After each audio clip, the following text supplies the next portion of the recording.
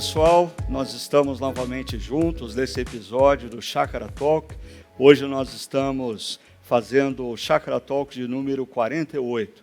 E eu tenho aqui comigo a presença de dois pastores da equipe pastoral da nossa comunidade, o Tiago Jaquito, que chegou recentemente, e o Juliano Cocaro, que tem estado já com a gente aqui há algum tempo. Como vocês podem perceber pelos nomes ou sobrenomes, Jaqueto, Cocaro, Agreste, todos nós teríamos a oportunidade de ter uma equipe pastoral altamente palmeirense, mas infelizmente o pessoal não respeita as suas origens, né? Mas hoje nós não vamos conversar sobre futebol.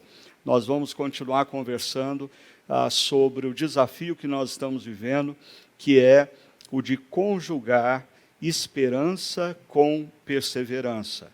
Nós estamos vivendo um ano onde nós vamos ter que viver essa expectativa de uma vacina, da imunização, ao mesmo tempo que nós vamos ter que continuar nos cuidando, respeitando determinados protocolos, e por isso nós, como cristãos, vamos ter que exercitar, não apenas na vida da sociedade, mas na nossa própria caminhada cristã, essas duas características que marcam a vida de todo discípulo de Jesus: a esperança de que tudo vai dar certo e a perseverança de fazer o que é certo, mesmo quando é difícil. Eu queria começar esse Chácara Talk perguntando para o Tiago como que tem sido a experiência dele, da família dele, nesse contexto, nesse momento onde nós somos desafiados a conjugar esperança e perseverança, as dificuldades da pandemia.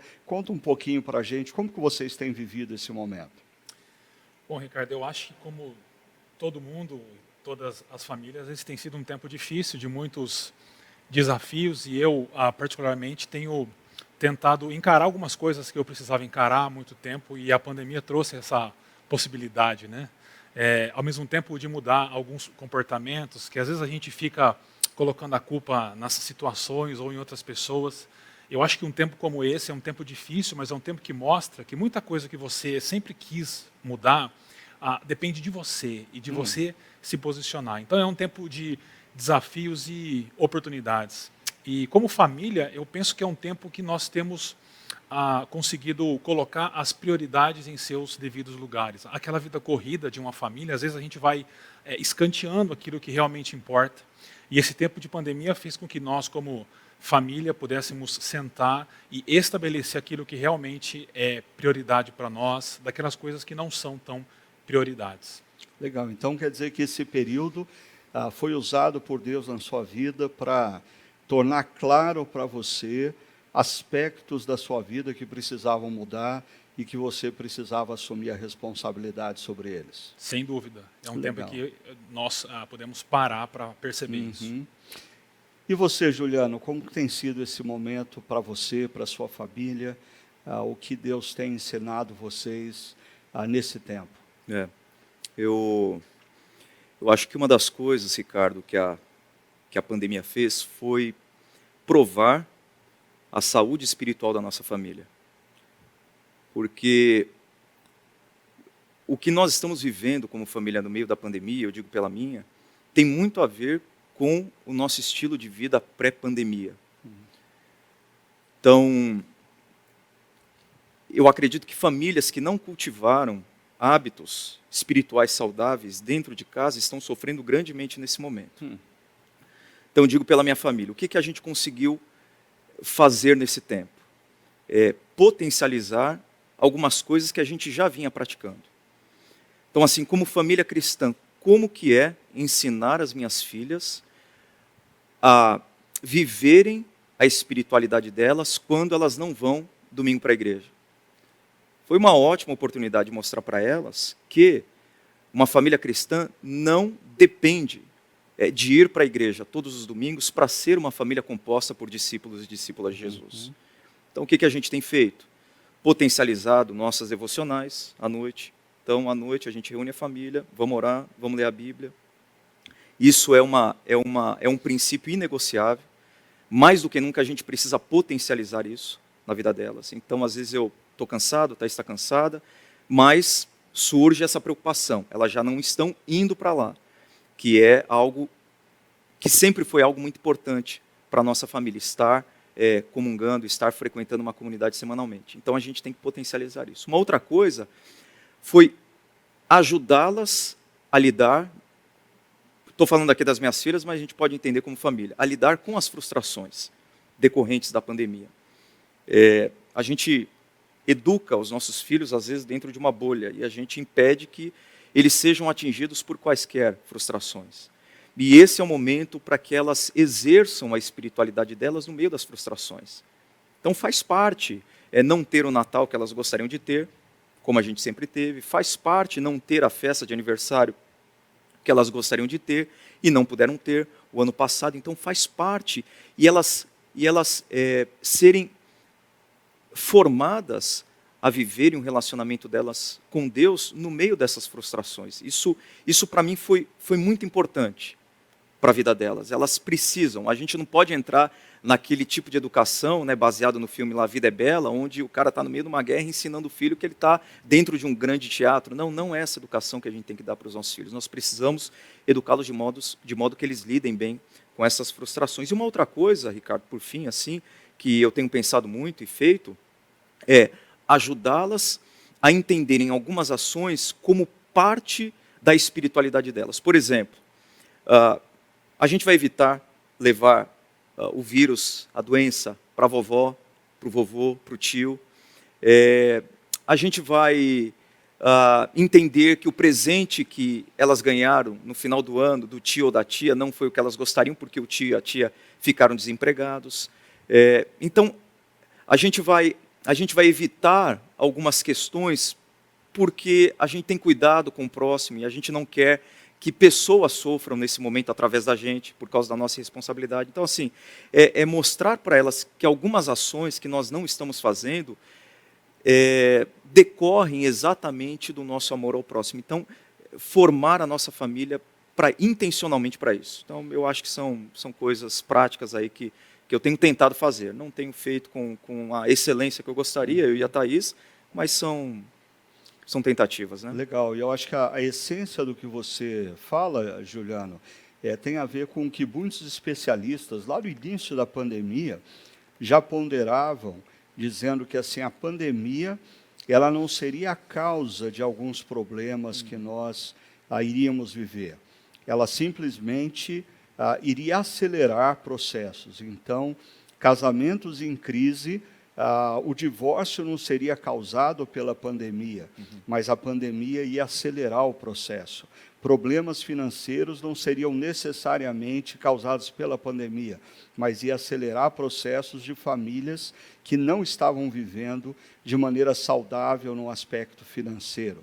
E, pensando um pouco sobre isso, eu queria ouvir de vocês acerca do que acontece na vida hoje de muitos cristãos. Muitas pessoas que se afirmam cristãos, se afirmam discípulos de Jesus, vivem um momento de desânimo e de desconexão. Essa desconexão começou com a igreja local. Essas pessoas se desconectaram da igreja local. Agora eu começo a perceber uma própria desconexão de Deus, das práticas espirituais, como se elas estivessem desiludidas com Deus, desiludidas com o que elas acreditavam ser a caminhada cristã. A minha pergunta para vocês é, por que, no contexto do cristianismo, que deveria saber lidar tão bem com a esperança e com a perseverança, com esse já e ainda não, porque isso é a essência da caminhada cristã, independentemente do período histórico ou do lugar que nós vivemos. Por que alguns cristãos estão sucumbindo? Qual que vocês acham que é a razão disso estar acontecendo? Quem quiser começar, fica à vontade. Vai lá. Bom, primeiro, Ricardo, assim, nós sucumbimos porque somos frágeis, somos seres humanos, isso é parte constitutiva da nossa humanidade. Então, as pessoas sofrem porque e sucumbem porque elas são falhas, né? Então acho que esse é um fator importante para algumas pessoas ouvirem a gente e entenderem que até Abraão, você citou na última pregação, até Abraão, que foi o pai da fé, também foi acossado na sua confiança em Deus e teve momentos de incredulidade, de dúvidas, de medo, enfim. Então esse é um fator. Agora, trazendo aqui para a igreja, Ricardo, eu acredito que assim, muitos cristãos acabaram construindo a sua cosmovisão a partir de narrativas culturais e não a partir da história bíblica. Então, um exemplo clássico a gente vê nesse contexto sociopolítico que a gente está vivendo, cristãos se digladiando nas redes sociais, defendendo uma plataforma política ideológica, outra plataforma política ideológica, então você vê essa briga. Por quê? Porque em alguns casos, não estou dizendo em todos os casos, e eu acho que algumas lutas são pertinentes, mas em alguns casos esses cristãos passaram a construir a esperança deles, a felicidade deles, a segurança deles em atores políticos, né? Na estabilidade econômica, em avanços tecnológicos, no superávit da balança comercial, na explosão da bolsa de valores, no crescimento e por aí vai. E não construíram uma cosmovisão, e não por falta de informação, mas eu acredito que foi uma falta de rendição a essa narrativa, a essa grande história, acabaram deixando de lado a grande história, né? O reino de Deus. Então, eu acho que esse é um fator importante para a gente destacar. E eu acho que esse é um alerta para a gente, como líderes de uma comunidade cristã, como pastores. Eu acho que existem líderes que acompanham também o Chakra Talk. Nós estamos lidando com os membros da nossa igreja, você já falou isso, como se eles estivessem dentro de uma sinagoga, em Jerusalém, né? E a realidade é que nós estamos hoje pastoreando um grupo de pessoas que são mais parecidos com aqueles atenienses que estavam no Areópago quando Paulo pregou para eles. Um público fundamentalmente paganizado e secular. Então a gente precisa estar alerta. Eu acho que essa desconexão tem muito a ver com fundamentar esperança em algo que não a grande história bíblica. Mas uma segunda e última coisa, eu depois franqueei para o Tiago, eu acho que a gente construiu e tem a tendência de construir um relacionamento com Deus a partir do paradigma da barganha. Deus é um meio, não um fim. Deus é o meio através do qual eu alcanço algumas coisas. E quando eu não alcanço as coisas que eu gostaria que Deus me desse, eu simplesmente rompo o relacionamento com Ele. Que foi a tese até de Satanás, o acusador, lá no livro de Jó. Jó, ele é temente porque ele tem tudo. Tira o que ele tem e vamos ver se ele não vai blasfemar contra Deus. Então, às vezes, nós estamos assim, nós estamos nos relacionando com Deus, não como se Deus fosse o fim da nossa vida, mas como meio. E aí, quando a gente tem algumas frustrações na vida, a gente culpa Deus, se afasta de Deus. E uma outra coisa é que assim, eu acho que essa geração não é apenas uma geração marcada por cristãos que sucumbem, Ricardo. Eu acho que a nossa atual geração, eu me incluo nessa geração, é uma geração viciada em painkillers, anestésicos, analgésicos. É uma geração que não aprendeu a sofrer. Talvez pelo momento que a gente vive hoje, mas não do ano passado para cá, por causa da pandemia, mas antes, né, pré-pandemia, mais tranquilo, os nossos pais sofreram muito mais. Os meus pais sofreram muito mais. Os pais dos meus pais sofreram muito mais. Então a minha geração é aquela geração, essa geração atual é aquela geração que a gente brinca, criada com leite com pera, né? Criado pela avó. Criado pela avó. Então a gente não aprendeu. Então a gente está o tempo todo lutando contra o sofrimento. O tempo todo. E a gente faz isso com os nossos filhos, aquilo que eu falei no começo. A gente faz isso, a minha geração faz isso com os filhos, criando uma bolha. E quando a gente é confrontado com uma dificuldade, o que acontece? A gente desiste. O sofrimento não faz parte ou não integra a nossa visão do discipulado, né? É uma sociedade, você tem falado muito isso, né? Você falou uma vez que hedonismo, individualismo e autonomia formam a trindade da religião secular do homem do século XXI. Então, nesse contexto hedonista, a gente está o tempo todo querendo eliminar o sofrimento da vida. Mas sofrer é o preço que a gente paga por estar vivo. Então, esse é um fator que não envolve a igreja, mas envolve a atual cultura e a atual geração também. Legal.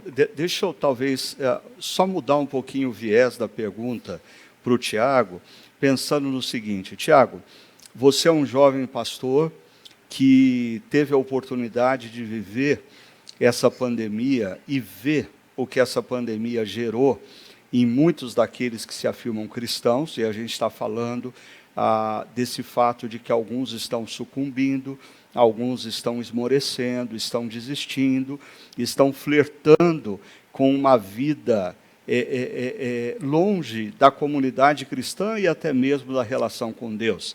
E você, como jovem pastor, vai ter a oportunidade de pastorear a Igreja de Jesus pós-pandemia. Então, o viés que eu quero dar à sua pergunta é: o que você acha que, como pastor, você precisa fazer nessa igreja pós-pandemia, à luz do que você viu de fragilidade durante a pandemia? Bom, eu começo te respondendo, contando uma história bem curta. Eu pastorei um casal que o casamento sempre foi razoavelmente bom, mas o casamento deles era razoavelmente bom porque eles tinham dinheiro e sobrava dinheiro todo mês. Quando os dois ficaram desempregados e o dinheiro faltou, o casamento real surgiu. É como se a grama tivesse morrido e o que surgiu não era nada bom. Infelizmente, esse casamento acabou, porque já não tinha mais como esconder o que de fato era esse casamento. Eu penso que meu trabalho como pastor é tentar mostrar para as pessoas, principalmente para essas que estão sucumbindo, de que elas têm colocado a esperança delas no lugar errado. Porque a minha percepção não é que as pessoas estão sucumbindo na pandemia. Elas já não tinham essa perseverança e esperança cristã antes.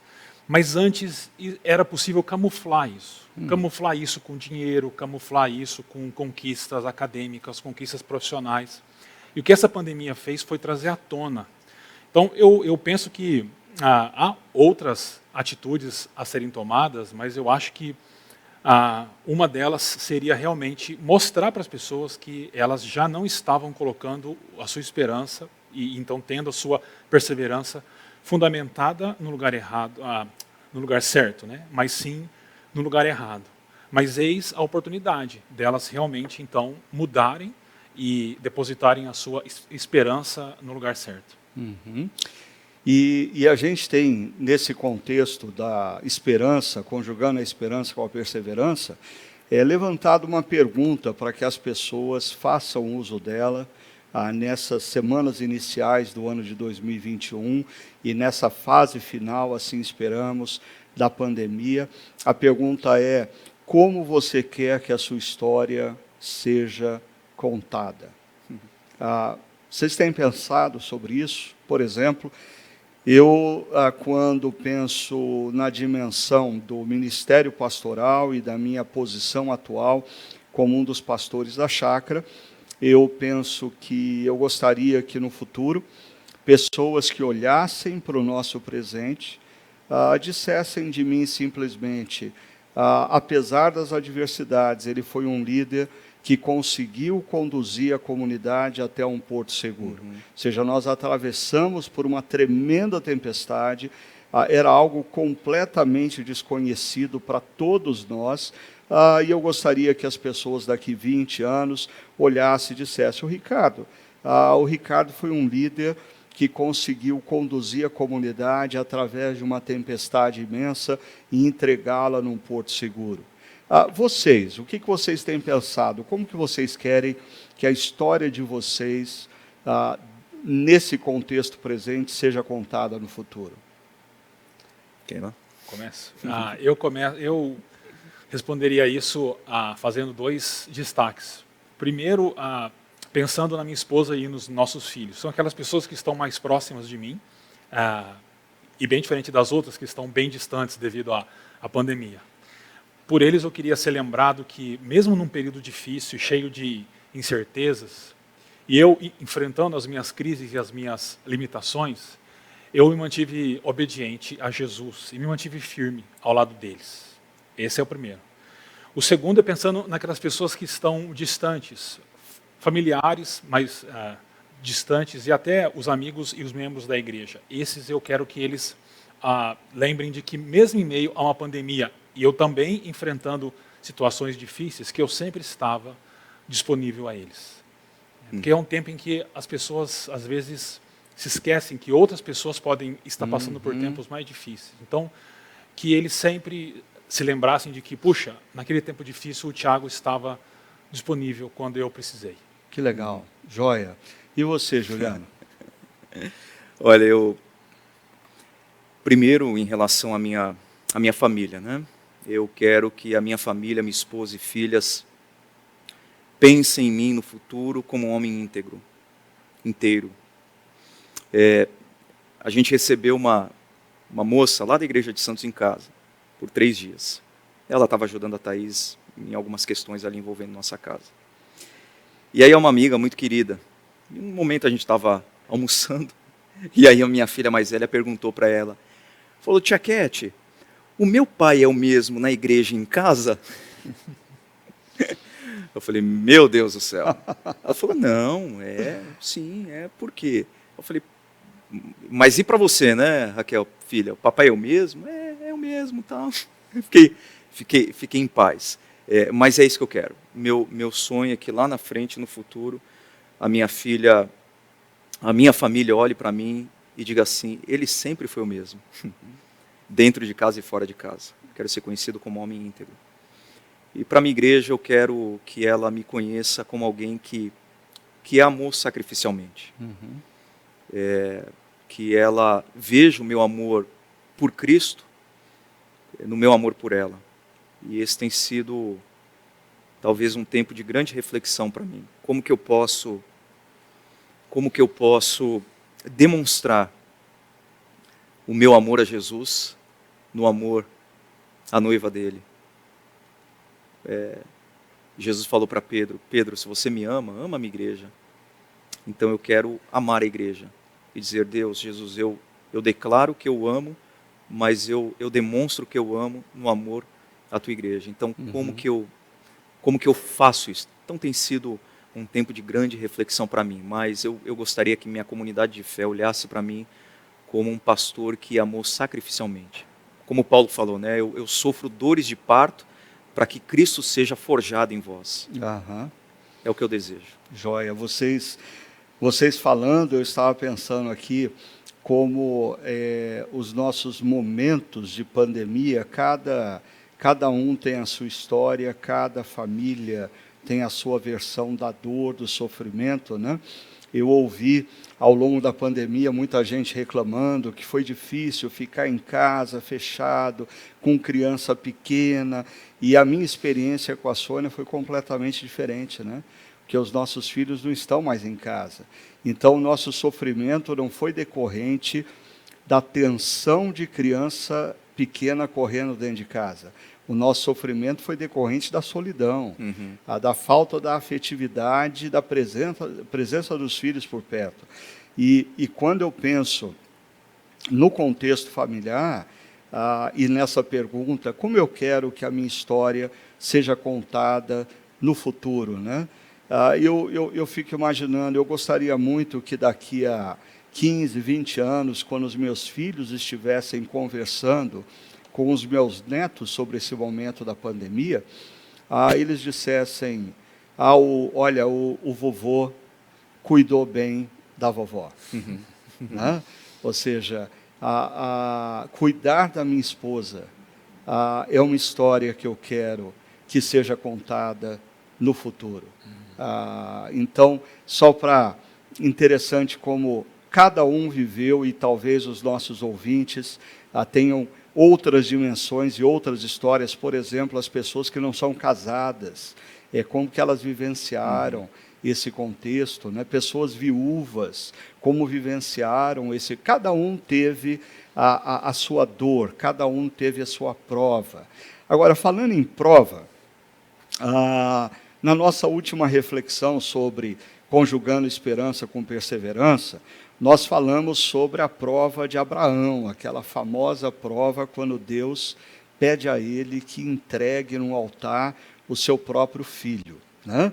E eu até disse que assim, eu me lembro da tia Rosa, minha professora de escola dominical, colocando as figuras no flanelógrafo, e tinha uma figura que era o altar, tinha uma figura que era Abraão, tinha a figura da lenha, cada coisinha era uma figurinha que colocava no flanelógrafo, e Isaac era um menino, talvez com 4, 5 anos de idade, então eu cresci tendo em mente que aquele sacrifício, aquele momento envolveu uma criança de 4, 5 anos de idade. Aí, se Deus pedir para sacrificar o próprio filho, já parece um ato cruel. Pensar nesse filho com 4, 5 anos de idade parece um ato altissimamente cruel.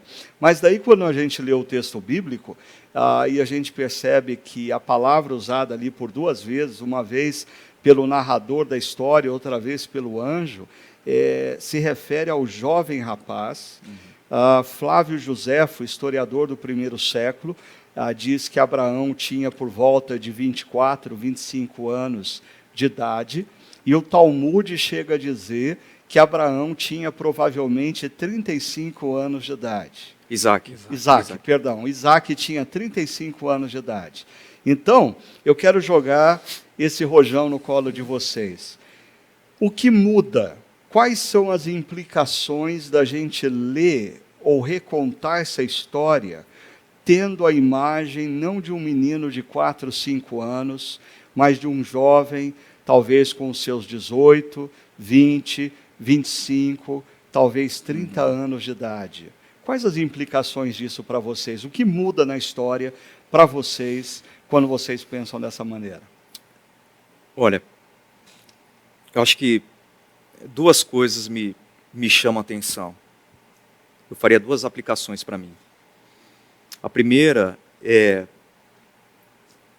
eu acredito, estou pressupondo a partir de uma leitura bem experiencial do texto, eu pressuponho que Isaac confiava profundamente no temor de Abraão a Deus. Então ele confiava na piedade do pai. Ele confiava que ele era filho de um homem que amava profundamente a Deus. E ele se submeteu. Isso traz uma aplicação para a minha vida.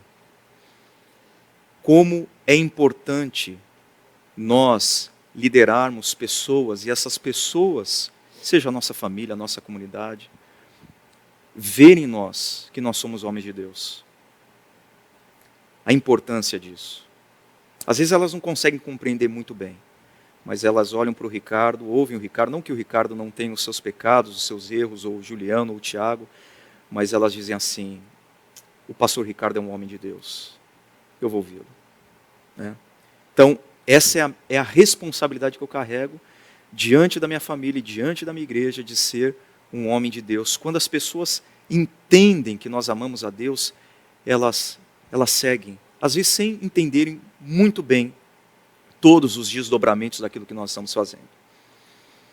E eu faço uma aplicação na minha relação com Deus, Ricardo. Às vezes eu não consigo entender como que fazer algumas coisas que Deus quer que eu faça vai corroborar para o meu bem. Eu não estou conseguindo entender o que Deus está realizando na minha vida. Eu estou olhando para a minha vida episodicamente, não na perspectiva do enredo, e episodicamente eu não consigo ter a noção do drama, do plot. Mas apesar disso eu vou obedecer.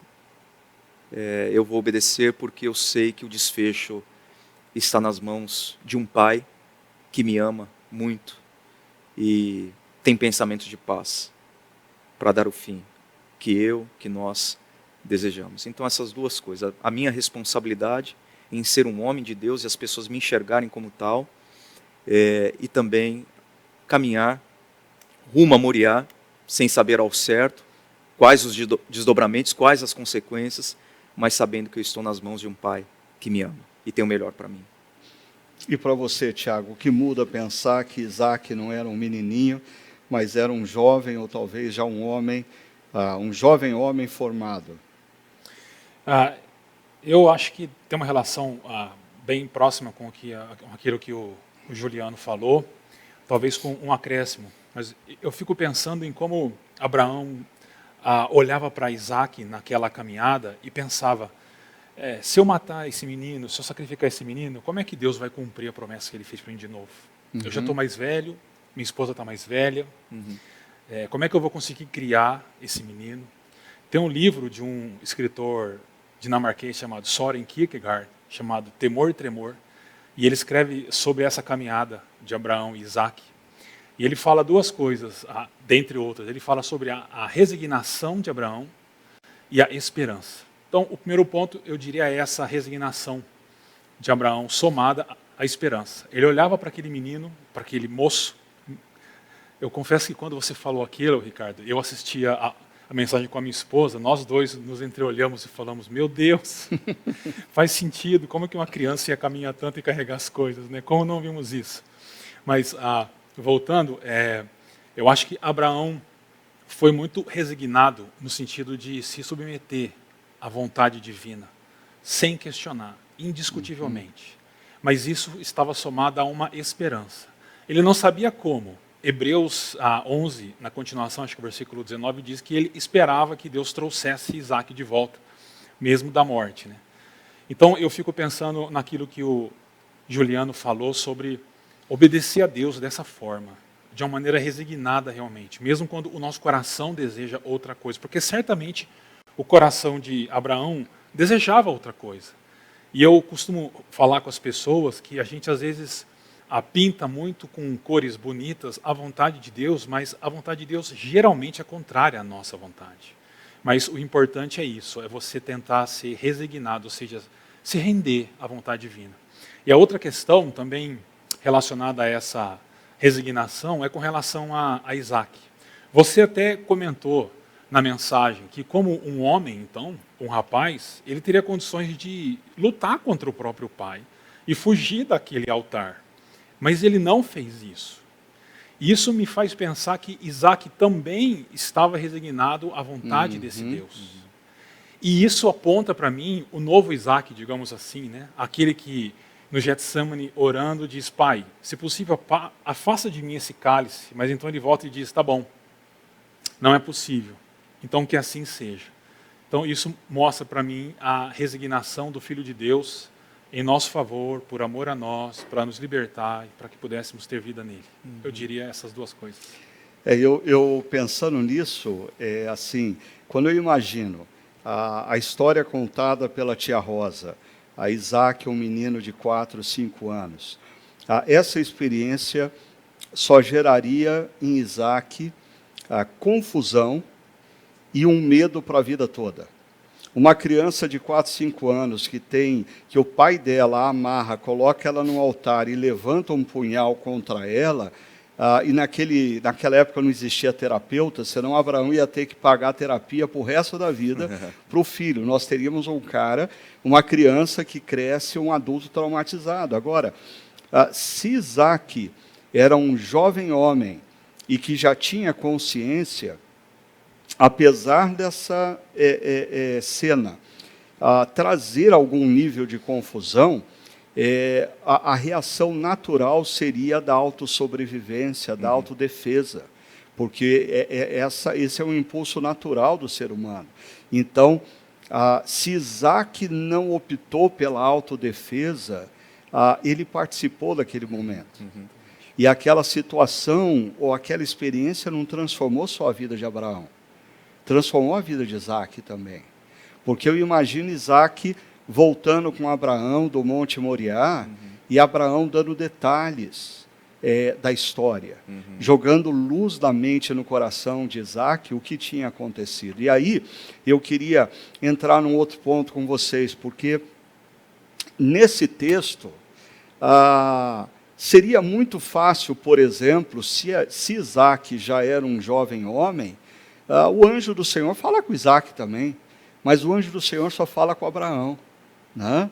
Então parece que nas narrativas bíblicas, por exemplo, Provérbios, constantemente o pai mais velho diz para o filho: meu filho, escuta as minhas palavras, meu filho, me dá o seu coração. E a clássica história de Samuel e Eli. Samuel tem que aprender a ouvir a Deus. Eli já sabia ouvir a Deus. Então parece que a gente precisa perceber que muitas vezes pessoas com mais caminhada, pessoas com mais experiência, pessoas com mais rodagem na relação com Deus, elas têm uma percepção melhor da voz de Deus. E quanto mais jovem, nós precisamos aprender a ouvir a Deus através dos nossos pais, dos nossos avós, dos nossos pastores mais experientes ou velhos. Eu, pelo menos, todo mundo que me conhece de perto sabe que eu sempre fui apaixonado por conversar com pessoas mais idosas e sempre aprendi muito daqueles que são mais experientes. Mas na reflexão, eu falei sobre 3 coisas. A necessidade de, ao longo da caminhada cristã, a gente aprender a perceber a voz de Deus. Segundo, a necessidade da gente aprender a confiar no amor de Deus. Porque às vezes a gente percebe a voz de Deus e percebe o que Ele quer, mas a gente não confia no amor dEle. E se eu tomar essa decisão? Deus proverá. Se a gente confia no amor de Deus, Deus vai prover.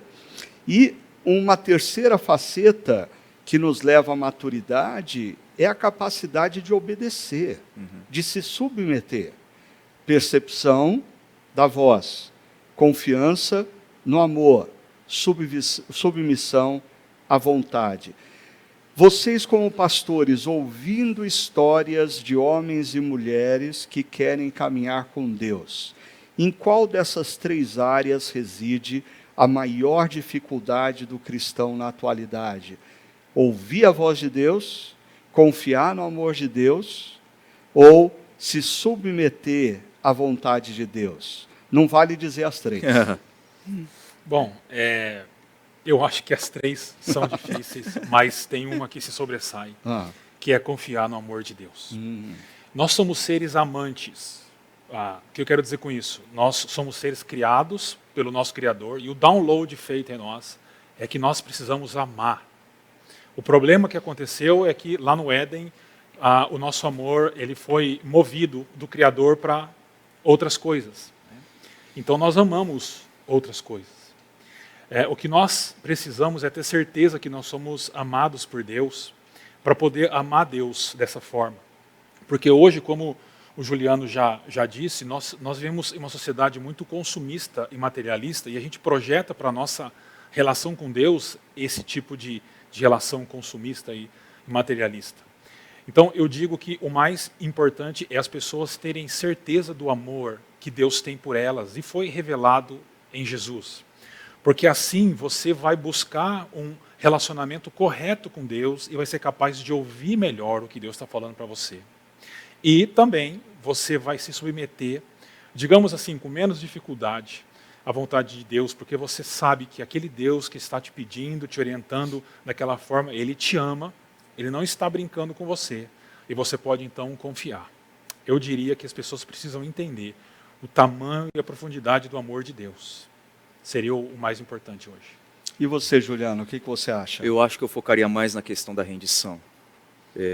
Eu concordo com o Tiago que as pessoas têm, às vezes, uma ideia muito vaga do amor de Deus. Deus me ama, e esse amor que é demonstrado, ele não se converte em transformação. Então, por isso que eu digo que é uma noção muito vaga do amor de Deus. Como que esse amor de Deus é aplicado na vida de modo a mudar, né? A engrenagem motivacional do meu coração que vai gerar transformações profundas. Mas eu acredito que as pessoas, mesmo com essa noção vaga de amor, elas entendem que Deus as ama. Porém, há um gap muito grande entre a consciência do amor de Deus e a minha rendição a não apenas um Deus, ou a um Deus que é o meu Salvador, mas a um Deus que é o meu Senhor. Talvez o maior resgate da nossa atual geração de cristãos, talvez seja resgatar o Cristo Senhor, para quem eu rendo minha vida. Eu acredito assim, que às vezes nós falamos para Deus, Deus, eu quero que você faça parte da minha vida. Eu quero que você esteja comigo. Mas não a ponto de ter que mexer em áreas da minha vida que eu quero continuar exercendo total domínio e autonomia. Só que assim, se Jesus não for o fundamento da nossa casa, ele não vai ser aquela caixinha de ferramenta que a gente acessa quando alguma coisa quebra. Isso não é tê-lo como Senhor da nossa vida. Então assim, Senhor, eu quero que o Senhor arrume algumas coisas, mas eu não quero render minha sexualidade, eu não quero render a minha profissão, eu não quero render como eu exerço o meu trabalho, eu não quero render a educação dos meus filhos. Então eu acredito que o grande problema hoje nosso seja não apenas de compreender que Deus nos ama com mais profundidade, mas de se render a esse Deus que me ama, mas que é o meu Senhor. Né? Então, para mim, esse é o grande desafio hoje. Eu acho que vocês falando do caso Tiago, ressaltando a importância de confiar no amor de Deus, e o Juliano na importância de se submeter, obedecer a Deus, me lembra de duas histórias que vêm de Brasília, da mesma igreja, de dois amigos lá. Um deles, o Ricardo Barbosa, que ele sempre, eu acho que desde as primeiras vezes que eu ouvi o Ricardo Barbosa, algo que me chamou muito a atenção é a ênfase que ele dá ao batismo de Jesus, e dizendo que Jesus não havia feito uma pregação sequer, expulsado um demônio, feito um milagre, mas a voz que vem dos céus diz: você é o meu filho amado, em quem eu tenho todo prazer. E essa voz que invade o coração de Jesus dá a ele a confiança de fazer o ministério, mas o ministério de Jesus não é pautado pelo que os outros pensam dele, mas pelo que Deus pensa dele. Ele é o filho amado, em quem tem todo o prazer. E o Rubem Amorese, que foi presbítero da igreja que o Ricardo Barbosa foi pastor, ele contava já, quando ainda a gente falava juntos em encontros de juventudes, eu me lembro dele contando, e isso virou um artigo depois na revista Ultimato, dele conversando com o filho dele pequeno, e o filho dele subiu sobre o sofá e ficou mais alto do que ele, e diz: pai, e você acha que quando eu ficar desse tamanho, eu ainda vou te obedecer? E o Rubem Amorese é um cara fantástico, ele teve o insight da hora, ele olhou para o filho e disse: se você ainda me amar, você vai me obedecer. Então, para mim, o ponto de junção entre confiar no amor de Deus e obedecer está nessa relação da gente descobrir que o que nos move à obediência é o constrangimento que o amor de Deus provoca em nós. Eu acho que as pessoas refletem pouco na imensidão do amor de Deus demonstrado na cruz. Porque se a gente se conscientizasse do tamanho desse amor, ele nos constrangeria a gente confiar mais em Deus e abrir mão de algumas coisas e obedecê-lo em várias áreas da vida. Mas falando sobre isso, essa narrativa bíblica de Abraão colocando Isaque sobre o altar, sempre traz, pelo menos à minha mente, essa necessidade de eu avaliar na minha vida coisas que possivelmente estejam tomando o lugar de Deus. Até mesmo, às vezes, bênçãos que Deus me dá, que eu transformo em ídolo. Eu sempre gosto de lembrar que os hebreus, no deserto, eles fizeram bezerros de ouro com as joias que eles ganharam como bênção na saída do Egito. Então, a gente transforma bênção em bezerro de ouro. E eu queria perguntar para vocês também, pensando, vocês são pastores que se relacionam com homens e mulheres e conhecem o que está se passando na vida deles. Se a gente fosse dizer que as pessoas deveriam colocar no altar o que tem roubado o lugar de Deus nas suas vidas. Quais seriam os 3 elementos que mais apareceriam nesse altar no mundo atual? O que vocês, da experiência de vocês, poderiam dizer? O que está mais... quais são os ídolos mais presentes no coração das pessoas? Eu citei o pastor Ricardo Agreste, que elencou aí, eu concordo plenamente. Elencou 3 deuses da nossa cultura contemporânea. Acho que o hedonismo, sem dúvida alguma, autonomia e individualismo. Agora, o nosso desafio é não apenas denunciar esses ídolos, mas talvez mostrar para as pessoas como esses ídolos exercem poder na vida delas no dia a dia. Então, como que eles se manifestam? Porque às vezes fica muito abstrato, apenas elencá-los e denunciá-los. Agora, como que eles exercem domínio no dia a dia das pessoas? Como que o prazer, como que a autonomia, como que o individualismo, né, exerce. Então, às vezes é você mostrar para uma pessoa, trazendo aqui o contexto da pandemia, que o fato dela não usar máscara no espaço público, porque ela já testou positivo, ou ela conseguiu a vacina no futuro, então ela está despreocupada em relação a isso, como que isso, em algum grau, revela um nível altíssimo de individualismo. À medida que ela pensa nela, eu estou protegido, eu estou protegida, sem levar em consideração as outras pessoas. Eu acho que essa pandemia mexeu um pouco no nosso ídolo do individualismo. Então, assim, qual é o desafio dos pastores na nossa geração? Não apenas denunciar, o prazer é o ídolo da nossa cultura, a autonomia, o individualismo, mas levar as pessoas a uma reflexão mais profunda de como esses ídolos vão se manifestando no nosso dia a dia. E eles estão muito mais presentes do que nós imaginamos. Numa educação infantil, cuidando das minhas filhas, uma sai sem apagar a luz do banheiro. Eu chego para ela e falo: Raquel, você sai do banheiro, você nunca apaga a luz, dinheiro não nasce árvore, e tal, tal, tal. De uma certa forma, eu estou educando a minha filha de que ela deve apagar a luz por causa do dinheiro. Por causa do dinheiro.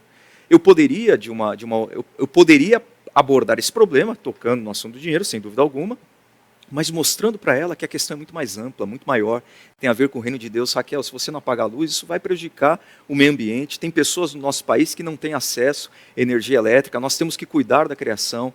Então, é tentar mostrar para a comunidade, para a igreja, para os nossos discípulos, para os discípulos e discípulas de Jesus, como que esses ídolos se manifestam. Acho que esse é o grande desafio. Legal. Na sua opinião, Tiago, quais são os 3 ídolos que mais iriam aparecer ali no altar da nossa geração? Eu acho que não tem como ser muito diferente, talvez a ordem, mas eu colocaria o primeiro, a nossa autonomia. O segundo, hedonismo / individualismo, que eu acho que estão relacionados. E o terceiro, materialismo / consumismo, que também eles estão relacionados.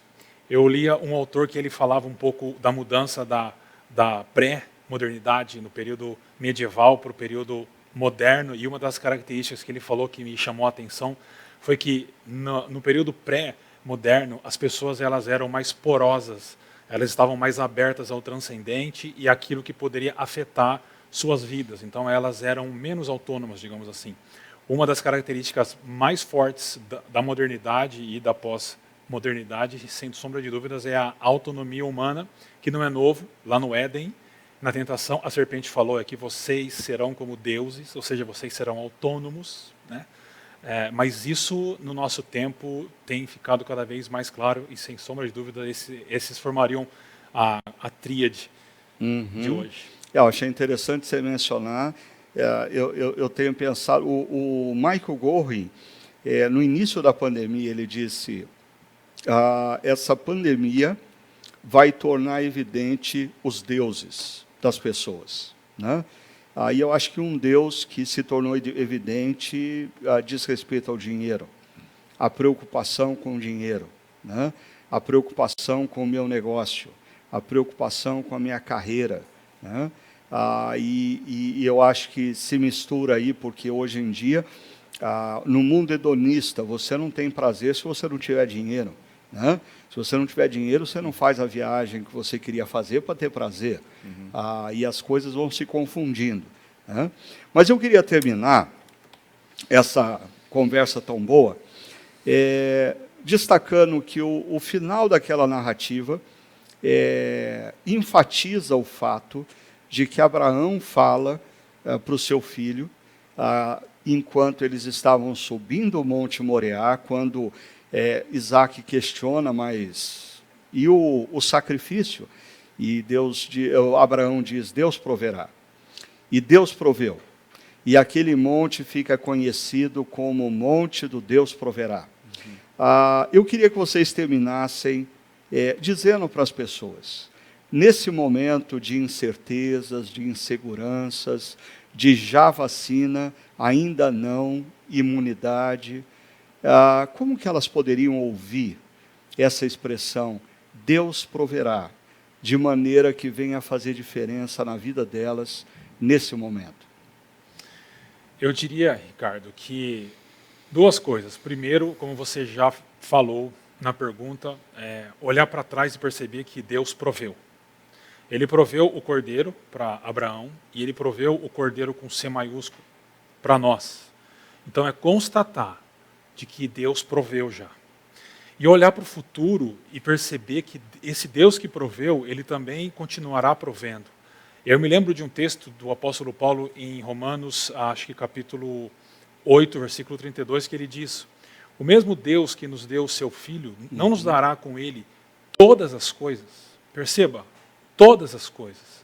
Então, é olhar para o futuro e ter a certeza que o mesmo Deus que proveu no passado, proverá no futuro, e trazer passado e futuro para o presente, e viver conjugando perseverança e esperança. Legal. E você, Gil? A gente está numa série onde o título é Vai Passar, e a gente espera que sim. Agora, Ricardo, outras coisas podem vir, né? A pandemia, nós acreditamos que vai passar. Esse caldeirão que a gente está vivendo, esse contexto dark, né? Difícil, complicado. Mas outras coisas vão surgir. Outros problemas. Talvez a pandemia passe, mas a crise no casamento continue. Os filhos distantes, né? Uma doença inesperada. Então, quando você citou na pregação Noé e Abraão, Hebreus 11 ali, uma coisa que fica muito clara é que todos eles, Hebreus fala isso, todos eles viveram com os olhos numa cidade que Deus construiria no futuro. Eles contemplaram isso. E essa cidade tem a ver com o reino que Cristo veio inaugurar e que um dia ele vai consumar. Uma cidade onde não vai ter choro, pandemia, dor, luto, absolutamente nada disso. Então, primeiro, é que as pessoas entendam, como o Tiago falou, que Deus proveu o Cordeiro. Aquele que vem colocar um ponto final no nosso sofrimento já veio. Deus entrou na história para tirar o nosso mundo do cativeiro do pecado. Ele já fez isso. E ele prometeu que ele vai retornar. Então, essa cidade que nós ansiamos, esse mundo harmonioso, esse retorno ao Éden, vai acontecer. Deus proverá porque ele já proveu. Agora, qual o nosso desafio? É trazer os valores desse reino para hoje, para o presente. É assim que nós perseveramos. Então, esse reino de paz, esse reino onde eu vejo o meu próximo e ajo na direção dele com amor, me preocupo com ele, cuido dele, o resguardo. Esse reino de generosidade, onde eu vejo uma pessoa padecendo necessidade, eu tenho recursos para socorrê-lo, eu farei isso. Esse reino de amizade, esse reino de amigos. Então, assim, eu acho que a nossa luta é ter essa expectativa dessa grande cidade, mas sinalizá-la hoje. Como que eu, como cristão, posso manifestar os valores desse reino que já inaugurou, que um dia será consumado no meu tempo presente. E à medida que eu fizer isso, aí eu não vou apenas ter esperança.